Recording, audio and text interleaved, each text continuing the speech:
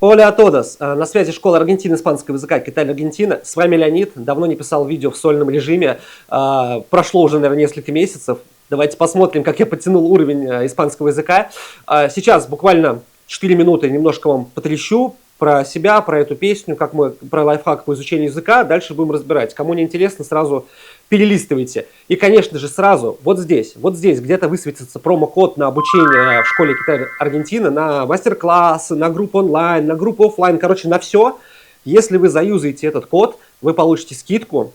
Более того, я получу денег, чтобы купить бокал вина. И вот это пустое пространство вот здесь, оно будет заполнено вином, и мне будет интереснее вам что-то рассказывать. Так что поддерживайте канал. Ну и, конечно же, еще одна большая вещь – это подписка на канал, или вообще любой комментарий, плюсик, нолик, там, блевотный смайлик, что угодно рисуйте. Это поддержит канал в плане продвижения и будет меня мотивировать что-то для вас делать. Наша главная проблема – зачем нужен этот YouTube-канал? Главная проблема в том, что все YouTube-каналы объясняют правила. Правила – это одна маленькая часть того, что нам реально нужно. Нам нужно слышать, нам нужно понимать, и нам нужно понимать, как это строится. Школа Киталь, в которой я отучился уже на А1 и А2, А2 я закончил неделю назад, помогает мне понять правила, и не просто вот тебе написали на доске, ты такой, ага, я это понял. Нет, там ты можешь задать, ты что-то не понял в какой-то момент, ты задаешь вопрос, и тебе это объясняют. Более того, на русском языке, ребята. И для меня это было очень важно, потому что многие вещи я могу действительно выучить в интернете, там, в Duolingo, где угодно, но в школе помогают подстроиться под вообще реальную жизнь, скажем так. То есть вопросов, когда ты смотришь видео, возникает больше, чем те, кто-то ответит. Да? Я даже не знаю, как это сказать. Короче, я считаю, что нужно учиться именно физически, не онлайн даже, а физически идти в школу, задавать постоянно вопросы. Я часто перебиваю, я очень такой плохой ученик, перебиваю преподавателя и говорю, я не понял, пожалуйста, объясните мне еще раз эту фразу, да, или как это работает. И оказывается очень часто, что не понял никто в группе, но всем стыдно признаться. Мне не стыдно, я хочу выучить язык. И вот лайфхак по изучению языка, это один из них, это Кристина Поланко. На самом деле не очень известная певица, я бы сказал, неизвестная певица. Она четко поет, очень четко поет. У нее всего там 10 песен, и все 10 классно, четко спеты. И эта попса мне, если вы скажете, что я не люблю попсу, вообще в принципе, да, но с возрастом я стал ее любить больше. Я слушаю там какой-нибудь эмо, русское эмо, там, альтернативу, панк-рок, там, всю жизнь гонял на концерты, но сейчас я готов смириться, у меня веселая, прикольная песня, за счет нее я учу язык, и, в принципе, por qué no? Значит, она классно все объясняет, это самая простая песня для перевода, там есть прошедшее время, есть буквально одно место, по-моему, с будущим временем, которое я не знаю, и есть пару моментов, которые я просто в принципе не знаю, никогда в жизни не использовал, но мне помогли преподаватели, я спросил там пару моментов, записал их все в заметочку, где-то у меня есть уже готовое решение, но чтобы вы понимали, эту песню я слушал 200, мать его, раз. Почти каждый вечер я ее слушаю. Ну, не только эту, а многие испанские песни. И только вот с 200-го раза я с 0% знаний докачался до 95% знаний. То есть нифига не с первого раза. Вот вы сейчас тоже посмотрите это видео, и ни хрена вылетит это из головы через 10 минут у вас. Потом вы через месяц послушаете, опять вылетит из головы. А вот чем больше вы будете это слушать, тем лучше. Может быть, вы запомните сейчас одну какую-то фразу и реально примените в жизни. То есть реально даже я вот сейчас снова и снова, переводя эту песню для вас, я какую-то фразу опять запомню и реально использую в жизни. То есть хотя бы одна, но пригодится. И это очень важный момент. Так что давайте перейдем к песне. Она очень интересная. И там достаточно много простых слов, но много используется прошедшего времени. Погнали!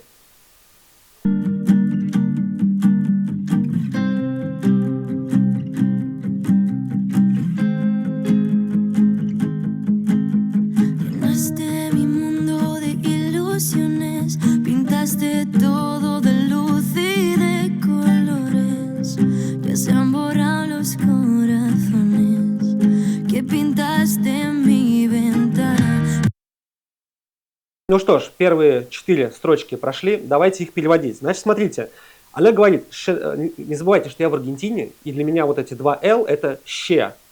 «Що», «щенаст» и так далее. Если вы испанский язык учили, для вас это «джо», наверное. Она говорит «Шенасте мимундо де иллюзионес». На самом деле она говорит, если послушать песню внимательно, она говорит, просто начинает песню с «Насте мимунда». То есть она не говорит «Шенасте», она говорит «Насте». И ты из контекста типа должен понять, что она поет. Ну, так как мы читаем текст, мы можем понять. «Шенасте» — это «шенар», глагол «шенар» — «наполнять», как наполнять стакан жидкостью, да. То есть она говорит «Шенасте», «шенар» плюс «те», то есть ты наполнил. Мой мимунду, мой мир, де иллюзионес, иллюзиями. Ну, здесь очень просто. Дальше. Пинтасте, глагол пинтар плюс те. Ты нарисовал, тодо де люс и де колорос. Нарисовал тодо, то есть пинтасте тодо, нарисовал все, чем де люс это свет, и де колорес это краски. Ну, колорес это типа по-русски это цвета, разные цвета, да, красками. Дальше пошло прошедшее время, которое говорит нам «Ща се ан борада лос каразонес». Вот здесь интересно, да, будем разбирать. Значит, смотрите, «ща» — это уже. «Се ан борада», значит, «се ан борадо» относится к каразонес. То есть «се» — это каразонес, они как бы. То есть мы по факту видим слово каразонес два раза. Первый раз оно скрыто в этой приставочке «се», и второй раз оно написано как каразонес. То есть сердца как бы сами себя уже стерли. Стирали и стерли, то есть это такой длительный процесс. Борадо. Барар — это стирать, и на самом деле преподаватель у нас в школе очень часто, когда пишет что-то на доске, у него заканчивается место, он говорит, поеду барар, могу стирать, то есть барар — это физическое стирание. Значит, сердца уже стерты. Ке пентасте, ми винтана. Опять, пентасте, ты как бы покрасил ты, ми винтана, мое окно. Проще некуда.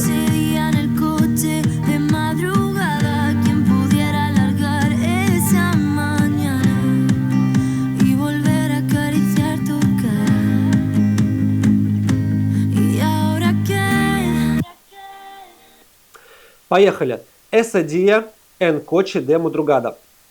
Ese día это это тот, какой-то тот день. Ese día en el coche. Coche это машина. По факту в Аргентине чаще говорят авто, где-то говорят чаще coche, но надо знать оба слова обязательно. Coche, авто, coche. Значит, в тот день в машине de madrugada, на рассвете. Madrugada, вот мы учили в школе времена дня Madrugada, и вот второй раз в жизни я услышал Madrugada в этой песне. Значит, Кьен Подьера аларгар эса маньяна. Кьен, кто? Кьен, кто именно в человека? Кто человек? Какой человек?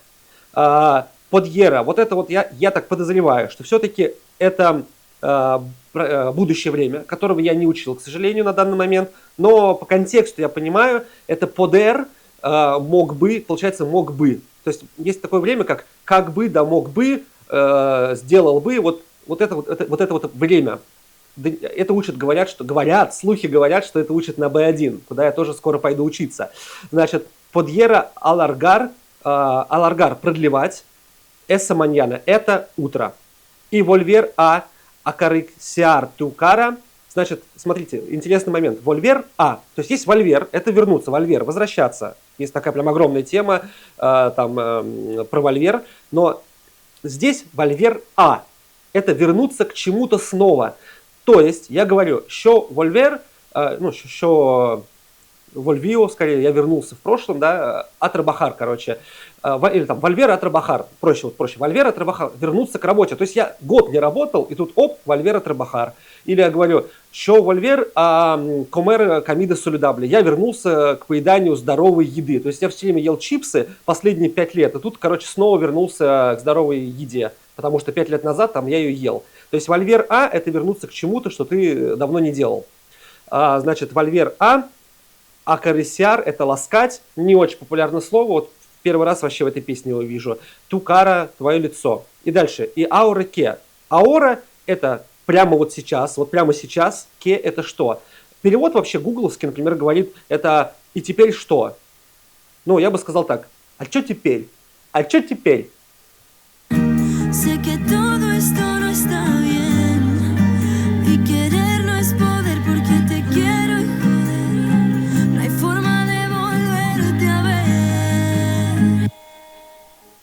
Значит, здесь у нас получается «se que todo esto no está bien».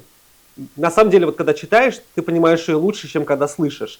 «Se», причем «е» там с тильдочкой, это значит, это глагол «saber», «знать», «se» это «я знаю», «що se», Я знаю, que todo, что все. Esto no está bien. Está bien все спрашивают, Оля, ¿qué tal? Está bien. Это стандартная фраза. То есть я знаю, что все не есть хорошо. Если дословно. Я знаю, что все нехорошо. Дальше идет. И querer no es poder. Querer это хотеть. Poder это мочь. На самом деле это может быть сила, но чаще всего используется как мочь. Querer no es poder. То есть хотеть это не значит иметь возможность это сделать. Потому что te quiero и joder. Здесь интересный момент. Значит, te quiero. Не забывайте, что te quiero по-разному может совершенно интерпретироваться. Например, точно могу сказать, что в Аргентине te quiero я могу сказать своему другу мужского пола. Это не значит, что я хочу его прямо здесь изнасиловать. Это значит, что я его как друга люблю. Вот, поэтому te quiero может быть любить как друга. Te quiero, конечно же, в каком-то контексте может значить, что прям любить-любить. Здесь это значит, конечно, любить-любить. Поэтому он говорит, porque то, что я тебя люблю. И joder. Скажу так, я расскажу вам историю. Когда я был маленький, был такой мультик СССРовский «Королева зубная щетка». Там девочка типа била какие-то игрушки, они ожили, и подходит к ней Глебешок, которому расчесывает волосы, и говорит, смотри, как ты меня трахнула. А тогда, в 10 лет, я уже знал, что слово «трахать» — это другое слово. Но на самом деле оно раньше в СССР считалось как ударять или бить что-то. Здесь, конечно, трахать — это трахать. Вот, потому что у них тут произошла любовная история в машине на рассвете, и понятно, что он там ее трахнул, если уж как бы говорить честно. Хадер редко вообще используется, ну я не знаю, я в разговоре его не слышал, даже когда там кто-то матерится, я не слышу. Здесь говорят другие слова совершенно, ну мы знаем, что хадер это вот такое вот хитрое слово. А дальше, no hay forma de volverte a ver. No hay forma. Тупая фраза, для меня она очень тупая, но I форма, не имею формы. Форма это действительно форма. Она говорит, не имею формы, ну, видимо, не имею возможности, она имеет в виду. De volverte a ver, как бы вернуть тебя, чтобы увидеть. В испанском языке все надо разжевать. То есть не просто no hay forma de verte, не иметь формы, как бы, чтобы видеть тебя. Здесь именно, что ты должен физически вернуться, и тогда я могу тебя увидеть. Это именно вот структура испанского, которой с годами ты привыкаешь. То есть я могу в переводе это понять. Если бы я говорил словами, я бы тоже, конечно, вряд ли сейчас с моим уровнем знаний вот так вот сказал бы. Но технически это, чтобы ты вернулся физически, потом я тебя увижу. Вот так. Поехали дальше.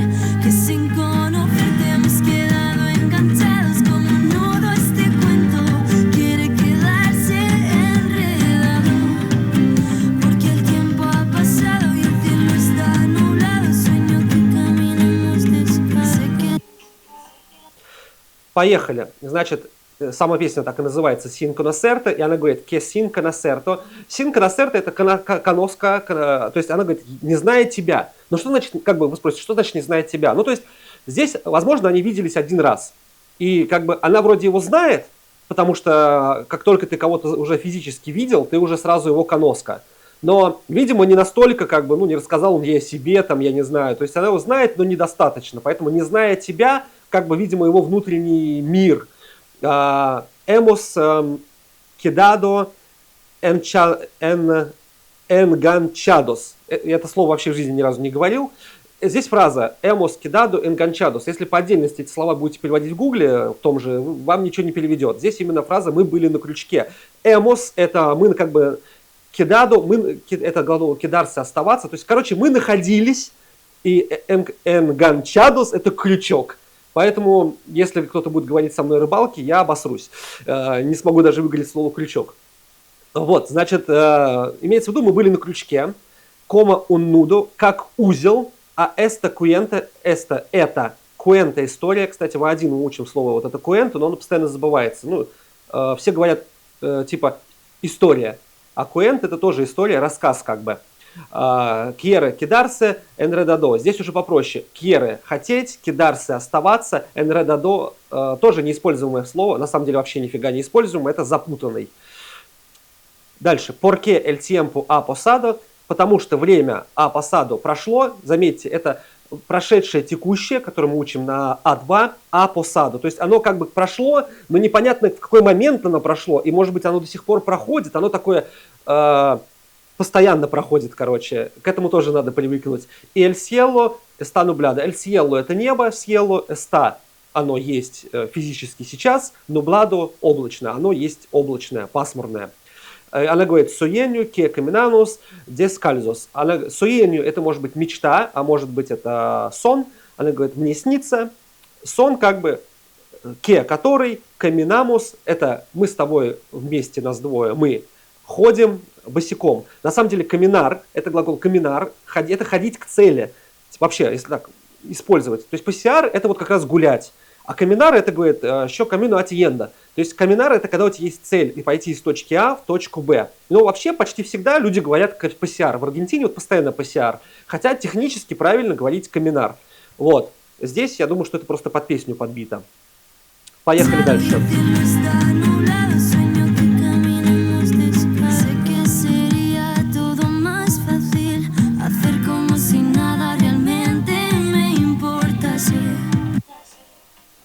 Значит, она говорит «пенсе», на самом деле там вообще этого «пенсе» нифига не слышится, там что-то «псе», на самом деле говорит «пенсе que sería todo más fácil». Значит, вот сейчас мы перейдем к двум интересным лайфхакам, которые лично от меня. «Пенсе» — это «я думал в прошедшем времени». Лайфхак. Как будет думать? «Pensar» изначально глагол. Я думаю в настоящем, еще «penso», он думает в настоящем «él pensa». В прошедшем простом «эль» еще меняются. То есть я pense, это я думал, а он penso, «эль penso», это он думал. То есть меняются формы настоящего и прошедшего «эль» еще. Поэтому этим я очень люблю глагол, оканчивающийся на «ар», и мне это очень помогает. То есть просто меняете форму «эль» на «о» и понимаете, кто о чем говорит. «Que sería todo más fácil», что итого как бы все будет проще. «Sería» очень интересный рассказ, второй лайфхак. Когда вы будете что-то покупать в любом магазине, здесь вообще в любом, там, не знаю, в овощном, вам будут говорить, у вас там счет на 10 тысяч, он будет говорить вам 10 миль сирия. Ты будешь думать, что за сирия? Ровно может 10 тысяч. Но нет, они могут сказать 10 миль 820 сирия. И я вообще не понимал, что это, я всех задолбал. И оказывается, аргентинцы вообще этого не замечают. Это как слово, которое у них встроено уже в вокабуляр, и они вообще не понимают, что его говорят. На самом деле это имеется в виду как бы итого, всего. Но если вы спросите, что это значит, они вообще забудут, что это говорили. У них это просто вырывается изо рта. Там, у таксистов. Но я додолбал всех, узнал все-таки, что такое, что сирия это действительно такое неформальное используемое слово итого. Я всем говорителю в магазине там покупаю там овощи и говорю, окей, кванту сирия. И они говорят 10 миль сирия. Запомните это и будете в магазине, прислушайтесь. Значит, она говорит, pense que sería todo más fácil. Я думал, все будет проще. Hacer como si nada realmente me importase. Фраза. Здесь надо запомнить. Это целиковая фраза hacer como si. Hacer como si это делать вид что. Это не вот именно вот эта комбинация. Hacer como si. Делаю вид что. Как бы делать вид что. Надо. Это ничего. Realmente. Ну как в реальности me importarse. Мне не важно. То есть делай вид так, будто для меня ничего не имеет значения. Потому что...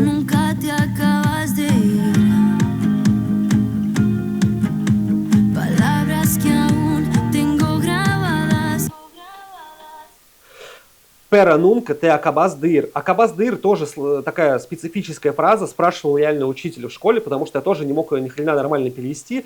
Короче, acabas de ir это ты никогда не уходишь. Вот такая вот история. Пока что, я думаю, это высокий уровень понимания, уже там сотый левел языка. Значит, palabras que aún tengo grabadas. Слова, которые как бы все еще tengo grabadas, как бы тоже интересный момент. Грабадас, короче, тенго грабадас, это как будто вот на дереве вы вырезаете там сердечко, там Маша плюс там Петя. Вот грабадас это когда вот что-то не просто записано, а это прям вырезано четко. То есть, видимо, в ее сердце он настолько четко там вырезал свои инициалы, что их невозможно там стереть, удалить, как бы вот это имеется в виду грабадас.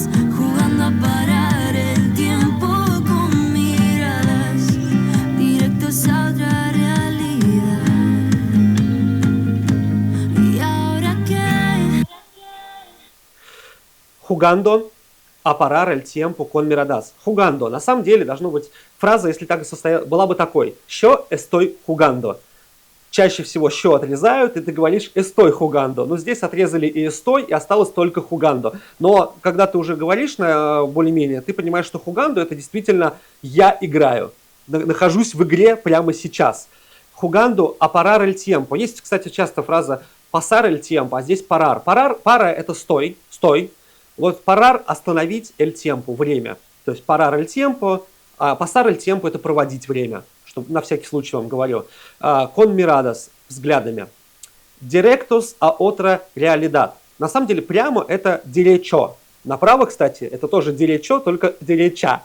Одна буковка меняется. Здесь «directos» — это прямо, видимо, как указание прямо, а «otra» — «otra» — это другой. Там «otra vez» — в другой раз. Здесь «otra realidad». «Realidad» — это реальность. «Realidad», кстати, по-моему, по-английски также, насколько я помню. Да и по-русски как-то вот слышишь слово «реалидад» и без перевода понимаешь, вот, что это реальность. Ну и дальше напоет «и аура ке». А что теперь?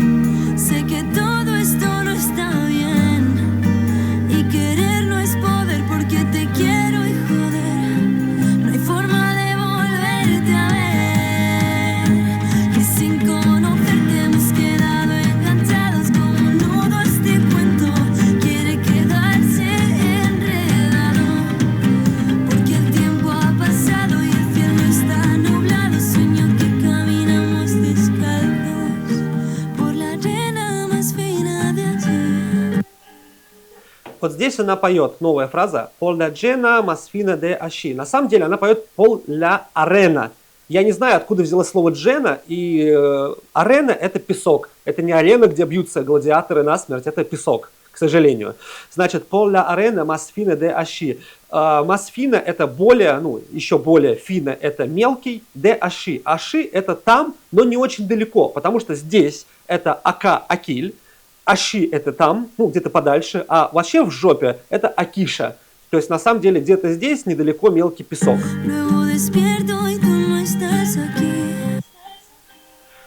Luego despierto y tú no estás aquí. Потом я просыпаюсь, а tú no estás aquí. Ты не находишься физически здесь, а тебя здесь нет. Кстати, luego часто используется как место, да, esto luego. Вообще, не luego, lugar. И поэтому у меня вот в голове luego, lugar часто путаются. Lugar, вот тоже здесь обратите внимание, luego — это потом, и используется оно очень часто вообще в разговоре. А я все время забываю, потому что для меня это то же самое, что lugar. Надеюсь, я вас тоже не запутал. Короче, luego — это потом, lugar — это место, какое-то пространство, там где-то. Есть еще espacio. Espacio — это такое маленькое пространство, например, багажник в машине. Это, я все время говорю водителю, tienes espacio en maletera. То есть в багажнике у тебя есть место, или espacio en ascensor, место в лифте. Но lugar — это какое-то громадное место, что-то типа там en este lugar, там, не знаю, какой-нибудь там, парк, ну что-то очень большое. Вот. А luego — это просто потом.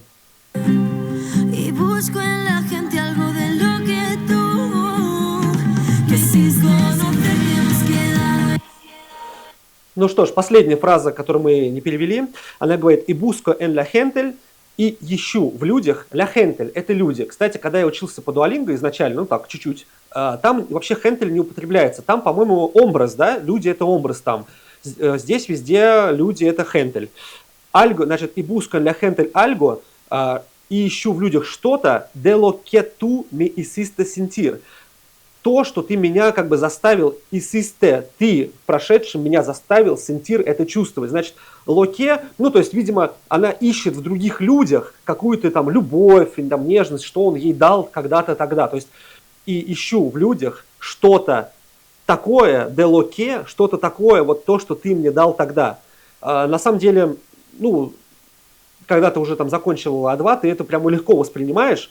Если бы я прочитал это на уровне 1, я бы ни хрена вообще не понял. Здесь уже стало намного проще. Вот это ло, оно относится именно вот к этому синти, туми и хисте синтир. Кстати, не забывайте, что исисте, оно первая буква аче, и оно не читается, поэтому исисте, а не хисисте. Вот. По-моему, дальше в песне все то же самое, что мы видели. Послушайте Кристину Паланку, у нее реально прикольные, простые песни, много всего. Я думаю, когда-нибудь я дорасту, чтобы перевести еще одну песню. ставьте лайки, подписывайтесь на канал. Если вдруг я где-то что-то неправильно перевел или что-то вам непонятно, напишите это в комментарии, и я постараюсь сам ответить. Если не могу сам, спрошу преподавателей. То есть мы разберемся с этой проблемой, но вроде все правильно. С вами был Леонид. Увидимся. Чао-чао.